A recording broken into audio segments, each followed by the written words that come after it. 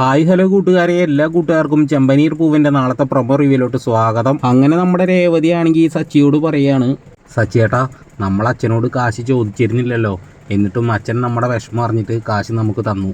അച്ഛന് ഞാൻ ആ കാശ് തിരിച്ചു കൊടുക്കുമ്പോൾ അച്ഛൻ കാശ് വാങ്ങിയില്ല, നിങ്ങളുടെ കയ്യിൽ വെച്ചോന്ന് പറഞ്ഞ് തിരിച്ചു തന്നു. പക്ഷേ ഞാൻ നിർബന്ധിച്ച് കൊടുത്തപ്പോഴാണ് അച്ഛൻ വാങ്ങിയത്.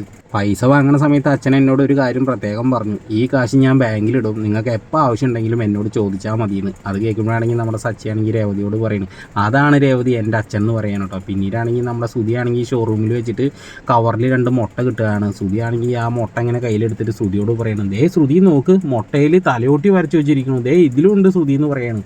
ആ സമയത്താണെങ്കിൽ ഷോപ്പിലെ ജീവനക്കാരനാണെങ്കിൽ വന്നിട്ട് പറയുന്നു, അയ്യോ സാർ, ഇത് മുട്ടയിലെ കൂടുപാത്രമാണ്, ഈ മുട്ടയിൽ ആരോ കൂടുപാത്രം ചെയ്തിട്ടുണ്ടെന്ന് പറയുന്നത്. അത് കേട്ട വശത്തിനാണെങ്കിൽ ശ്രുതി നെഞ്ഞുവാനം എടുത്തിട്ട് വീണ പോലെ കിടക്കാൻ കേട്ടോ.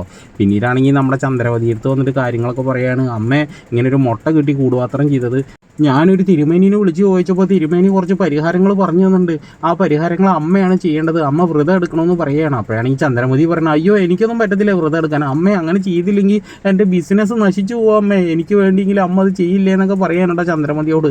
അത് കേട്ട ചന്ദ്രമതി മനസ്സില്ല മനസ്സോട് കൂടിയിട്ട് സമ്മതിക്കുകയാണ് കേട്ടോ സുഹൃത്തുക്കളെ.